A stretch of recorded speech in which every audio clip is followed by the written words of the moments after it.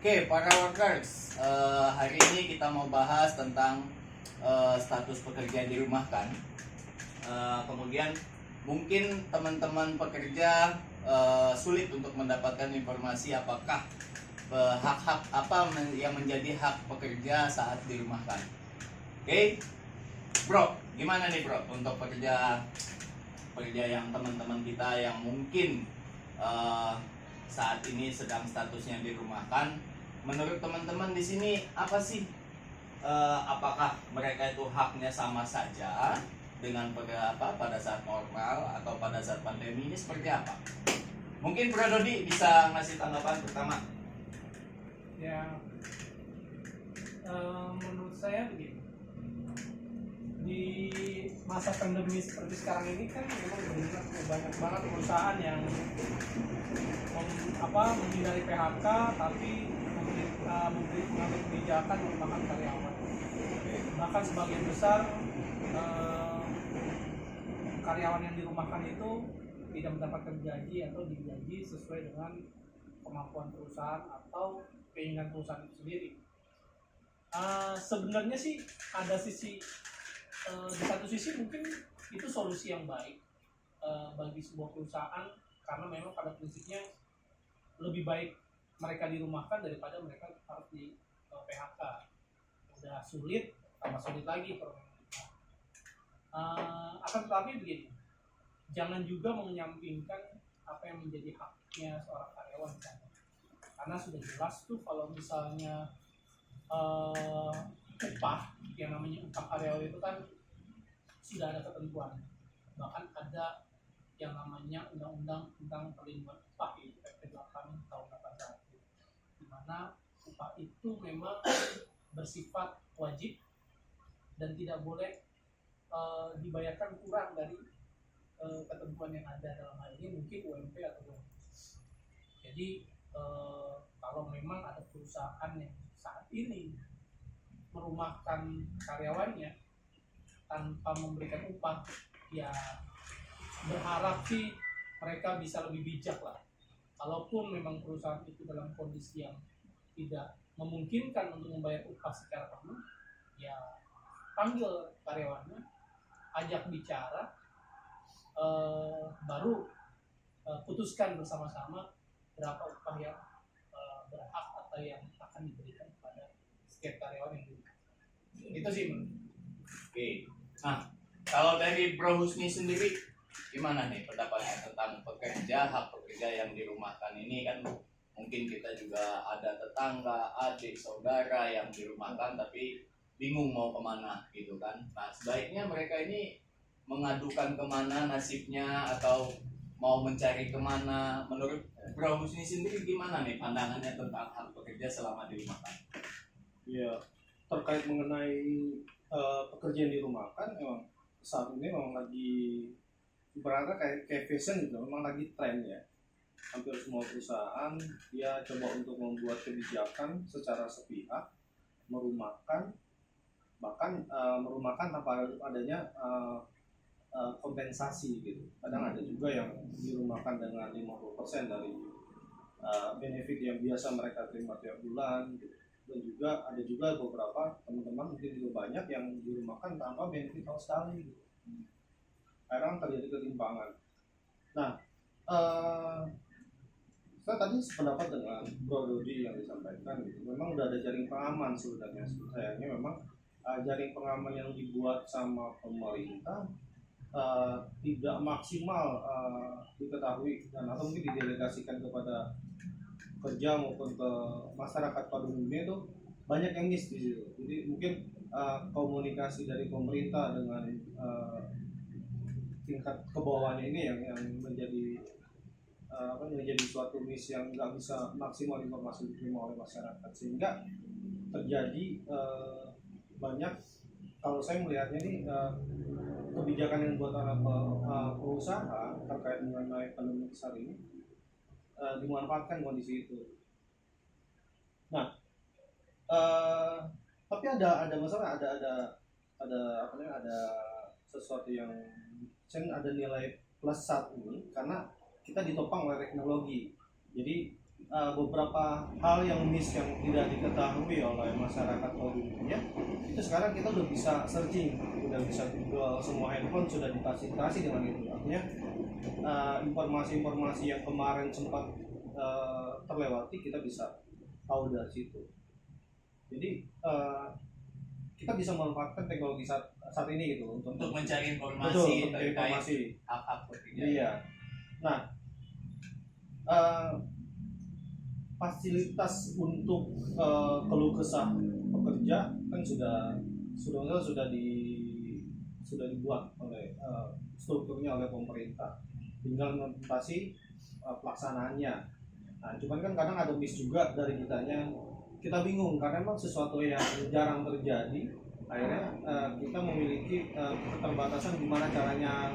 Nah, kalau untuk teman-teman yang tidak memiliki suatu badan atau suatu wadah organisasi di dalam serikat pekerja di dalam perusahaan, nggak ada serikat pekerja, atau mungkin dia bisa langsung pekerja tersebut bisa langsung melaporkan betul instansi terkait. Tapi lebih baiknya kalau menurut saya memang harus ada suatu wadah organisasi serikat pekerja di dalam perusahaan, karena itu bagian dari jaring pengaman dari untuk pekerja itu sendiri yang melaporkan. Iya. Nah, terkait dengan hal ini kan sebetulnya pemerintah melalui Kementerian Tenaga Kerja itu sudah mengeluarkan sebuah surat edaran yang mana itu untuk melindungi upah-upah para pekerja. Kalau kita baca ini di surat edaran Menteri Tenaga Kerja Republik Indonesia nomor M3HK04 tahun 2020 ya. Itu ada di poin 4. Nih, kita bacakan. Bagi perusahaan, kita sama-sama nanti telah ya kita bahas, bagi perusahaan yang melakukan pembatasan kegiatan usaha akibat kebijakan pemerintah di daerah masing-masing guna pencegahan dan penanggulangan COVID-19 sehingga menyebabkan sebagian atau seluruh pekerja atau buruhnya tidak masuk kerja dengan mempertimbangkan kelangsungan usaha, maka perubahan besaran maupun cara pembayaran upah pekerja atau buruh dilakukan sesuai dengan kesepakatan antara pengusaha dengan pekerja dan buruh. Nah, sebetulnya pemerintah sudah membuat garis pengaman lagi nih, bahwa kalau memang perusahaan menerapkan bahwa pekerjanya dirumahkan dan tidak mampu untuk membayar 100%, maka perusahaan harus wajib memanggil pekerjanya untuk membuat sebuah kesepakatan. Nah, ini yang kadang-kadang jadi miss di antara para pekerja saat ini. Nah, menurut teman-teman mungkin Bro Dodi dari kebijakan atau surat edaran ini pendapatnya gimana? Ya, seperti yang sebelumnya saya sampaikan bahwa memang ayo kita ajak para pengusaha sekarang, khususnya manajemen dari sebuah perusahaan itu yang memang sangat terdampak COVID-19 usahanya. Mulai sekarang ayo ajak karyawannya, ajak pekerjanya, ajak serikat pekerja untuk berunding menetapkan besaran upah selama mereka dirumahkan, karena memang sudah ada jadi pengaman yang disebutkan. Nah, di sini peran yang paling penting atau sentral adalah sebenarnya peran yang dipegang oleh pemerintah itu sendiri. Surat edaran itu memang bagus sebagai jaring pengaman, tapi sangat mubazir ketika memang tidak ada fungsi pengawasan yang lain. Oh iya, jadi pemerintah harus berani terjun menjemput bola, memberikan pengawasan terhadap perusahaan-perusahaan, apalagi kan sudah jelas tuh ada beberapa sektor yang memang tidak boleh melakukan aktivitas selama PPKM ini. Jadi dalam hal ini pemerintah harus turun langsung ke perusahaan-perusahaan tersebut, sektor-sektor tersebut, untuk memastikan bahwa memang di perusahaan yang terdampak COVID-19 ini semuanya tidak ada yang dirugikan. Artinya perusahaan yang mungkin tidak beroperasi bisa bernegosiasi dengan pekerja atau yang mewakilinya untuk menetapkan upah selama mereka dirumahkan. Selain itu memang surat edaran menteri ini juga memang sejalan dengan pasal 93 ya, kalau 93 Undang-Undang 13 tahun 2003 itu ayat 2 huruf F ya, yang bunyinya kurang lebih pekerja atau buruh ketentuan sebagaimana upah ayat satunya dulu saya bacakan, upah tidak dibayar apabila pekerja atau buruh tidak melakukan pekerjaan. Ayat 2-nya disebutkan bahwa ketentuan sebagaimana dimaksud dalam ayat 1 tidak berlaku dan pengusaha wajib membayar upah apabila, nah kita sebutkan di poin F-nya, pekerja atau buruh bersedia melakukan pekerjaan yang telah dijanjikan tetapi pengusaha tidak mempekerjakannya, baik karena kesalahan sendiri maupun halangan yang seharusnya dapat dihindari oleh perusahaan. Artinya kalau dilihat dari butir F Undang-Undang 13 pasal 93 ayat 2 ini sudah sangat jelas tuh bahwa setiap pekerja yang memang ingin bekerja tapi perusahaannya memang tidak diperbolehkan untuk menjalankan usahanya selama pandemi COVID ini, mereka masih tetap memiliki hak atas upahnya. Nah, makanya biar sama-sama enak, biar sama-sama tidak merasa dirugikan, karena saya juga di satu sisi mungkin kita harus bisa memahami ketika memang pandemi ini terjadi, perusahaan juga kan tidak ada pemasukan. Iya, betul. Nah, kita juga harus bijak melihatnya bahwa oke, tidak ada pemasukan, tapi kan bukan berarti mengabaikan yang menjadi haknya segala orang. Makanya itulah kenapa dikeluarkannya surat edaran menteri yang tadi disebutkan agar bisa mengakomodir. Itu sih kalau melihat. Sejauh ini menurut Pak Husni, berapa banyak perusahaan atau pekerja dilibatkan dalam surat edaran ini menurut pengetahuan Pak Husni? Kalau dari pengamatan saya, ini surat edaran tersebut memang dikeluarkan, cuman ya seperti tadi Bro Dudi bilang, kayaknya tidak maksimal gitu. Tanpa ada pengawasan. Betul. Selain tanpa ada pengawasan yang baik, informasi yang didapat oleh si pekerja ini sangat minim. Kalau kita presentasi dari total pekerja yang ada di Indonesia, kan dari barometer Kemenaker pada saat telekonferensi dengan FSPM beberapa waktu yang lalu di Kompas TV, itu kan udah 3 juta pekerja yang terdampak COVID. Nah, kalau saya presentasi dari 3 juta itu paling 0,00 sekian 1% gitu loh, sangat minim sekali gitu informasi yang didapat secara baik kepada pekerja. Yang saya ketahui justru informasi yang saya dapat justru dari pihak pengusaha sendiri yang memberikan kebijakan atau keputusan sepihak. Bukan kesepakatan tuh. Bukan kesepakatan, artinya Sebuah keputusan. Betul, sebuah keputusan. Secara tidak langsung si pekerja ada semacam pressure psikologi.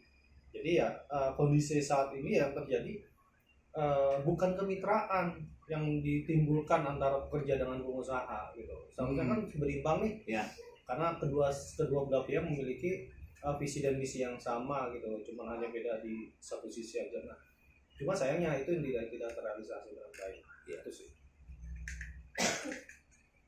Oke, baik teman-teman para pekerja atau para workers yang ada di Indonesia, sebetulnya teman-teman pada saat dirumahkan itu udah jelas tadi kita sedikit kupas bahwa masih ada hak teman-teman di sana gitu, sesuai dengan surat edaran menteri yang sudah dikeluarkan pada di dalam nomor M/3 HK 04/3 Romawi tahun 2020 tentang perlindungan pekerja atau buruh dan kelangsungan usaha dalam rangka pencegahan dan penanggulangan COVID. Nah, sebetulnya teman-teman kalau memang ada kesulitan atau ingin tahu informasi, sebetulnya di handphone kita udah bisa mengakses gitu. Kita cari di internet bahwa apa sih hak-hak pekerja, sebetulnya di sana sudah tertuang dan banyak.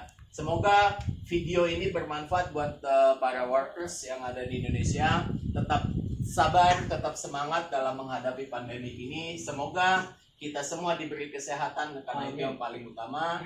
Kemudian yang pasti adalah teman-teman workers yang ada di Indonesia, jangan pernah patah semangat bahwa ini adalah ujian kita bersama. Pandemik adalah musibah buat kita semua, tapi kami juga menghimbau buat para pengusaha untuk tidak melakukan upaya-upaya yang di luar dari ketentuan-ketentuan yang sudah diatur oleh pemerintah. Terima kasih. Sampai jumpa.